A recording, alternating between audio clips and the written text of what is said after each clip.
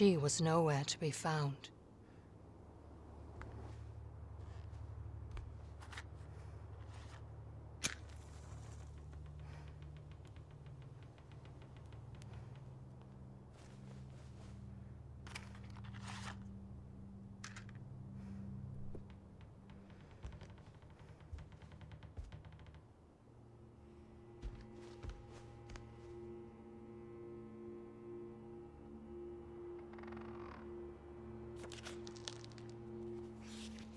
There once was a girl who snuck out of her bedroom window at night, even though her mother had told her not to.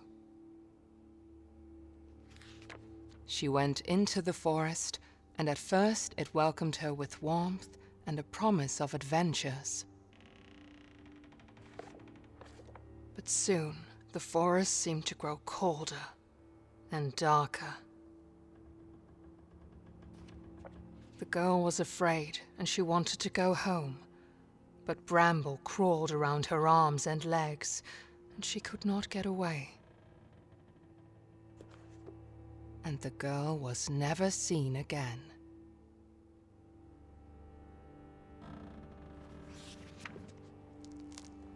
That is what happens when you do not listen to your mother. Especially you, Lilimur, their mother had said before kissing them goodnight.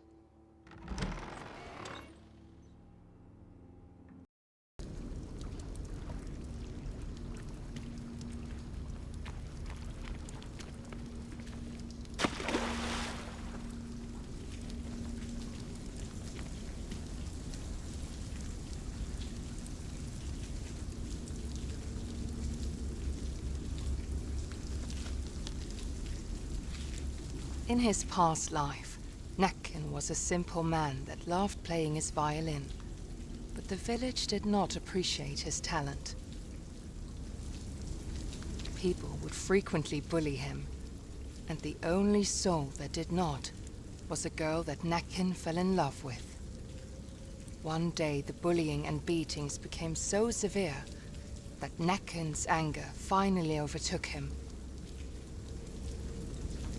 He marched into the village, playing forbidden melodies that made everyone dance, until their flesh and bone got worn down.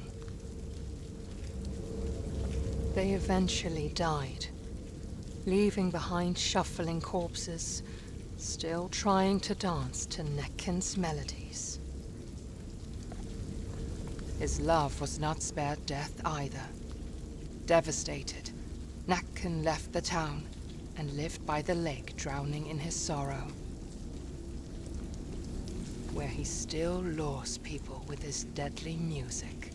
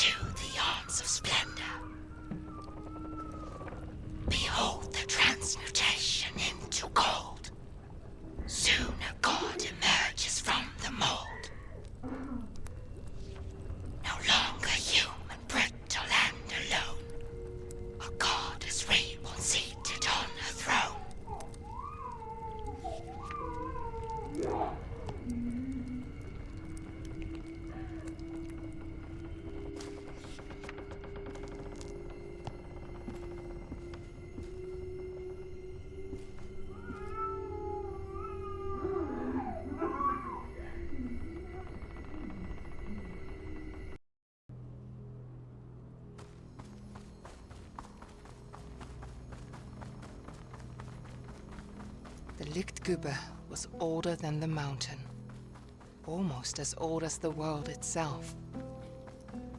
He was the keeper of secrets, the gatherer of stories.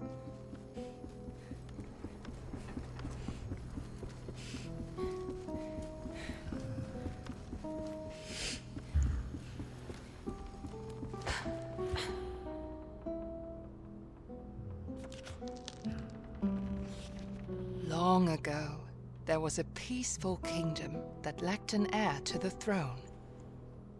King Niels and his queen Magdalena had waited for a long time, and at last she was expecting a child.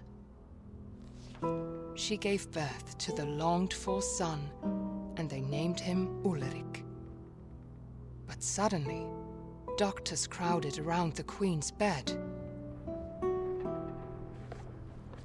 Magdalena succumbed to the labors of childbirth. The love of his life was gone. Weighed down by sorrow, King Niels approached his autumn. Meanwhile, Ulrich grew into a young boy full of life.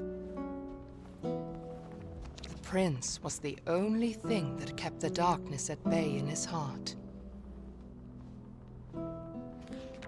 One day, Prince Ulrich fell ill. The doctors tried everything, but he grew weaker and weaker. They told King Niels about a mythical flower that witches were rumored to use to heal any illness.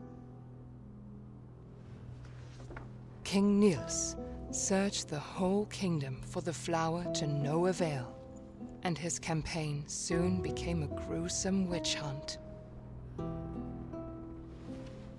His path was lined with the witches he had slain, but the flower was nowhere to be found.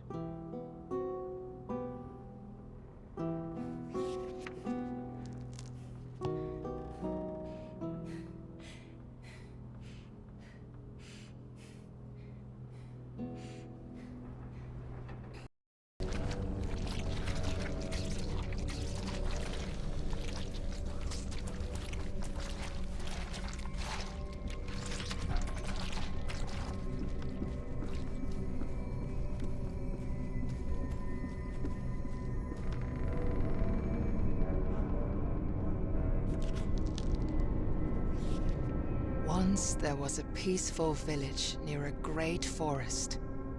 One night, people began to see a beautiful woman with long, dark hair lurking in the shadows during the... Men started to follow her into the forest. Some of them never returned, and those who did had lost their minds. Eventually, the villagers had enough. They took all the dark-haired women of a certain age and put them on trial for witchcraft. They started to execute them, hoping to find the right one. Yet men kept disappearing during full moon nights. The villagers grew more and more desperate and burned down a large area of the forest in the hope of finding this strange, beautiful woman, but to no avail. The villagers had lost themselves. They killed their own mothers and daughters. They burned down more of the forest that had served them with resources. Then one night, when the moon shone at its brightest, 5 brave men took matters into their own hands. They put on their coats and walked into the burnt forest to hunt for the woman with the dark hair. After a time, they saw the beautiful woman standing in a clearing. The men were instantly enchanted and followed her deep into the forest's heart. She was a shapeshifter that mimicked what men wanted to see in order to lure them away. When they were close enough to touch her, she transformed into something monstrous. She ripped their chests open, hung them up in the trees, and drew strange powers from their still beating hearts. And no one would ever see them again.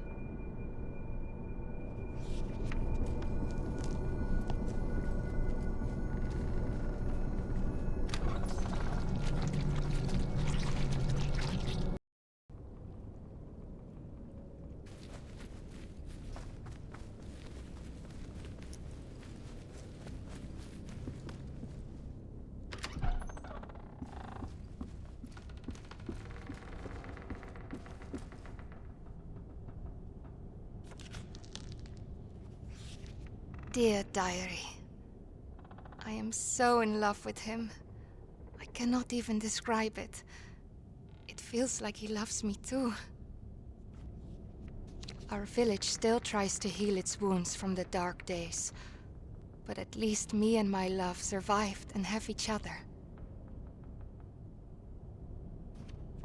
After the horrible witch hunt, we thought we were safe. We thought we would have peace. But then the plague came to our village. Feels like the plague is some kind of punishment for our sins. Maybe we deserve this. People say they have seen an old woman with a rake at night. Every house she passes, people inside get sick. I hope she does not come to my house. Every morning, someone new has fallen ill, and shortly thereafter they die. We do not even dare to give them a proper funeral. It is horrible. The dead are rising from their graves, and they eat the ones left alive. I have locked myself in the house. I got separated from my love. I wish I could be with him. I hope I can meet him in the next life. I'm out of food, and the dead are right outside my door. I miss him so much.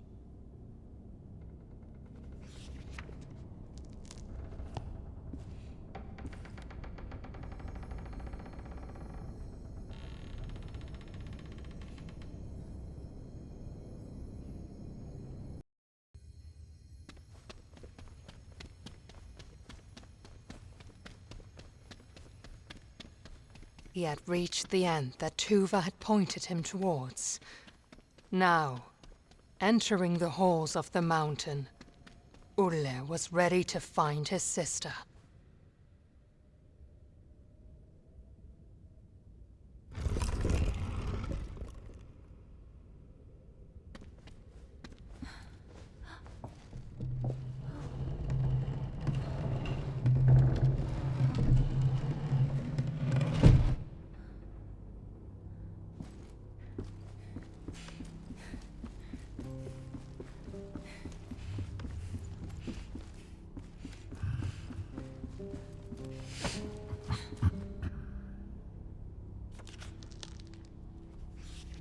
Exhausted, bloody, and at his wits' end, King Nils came to a witch's house on the outskirts of his kingdom.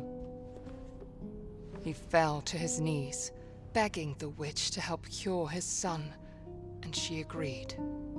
The witch explained that the flower held tremendous power that could only very carefully be used for good. The witch instructed he only use a single petal. Using the whole bloom would only invite death.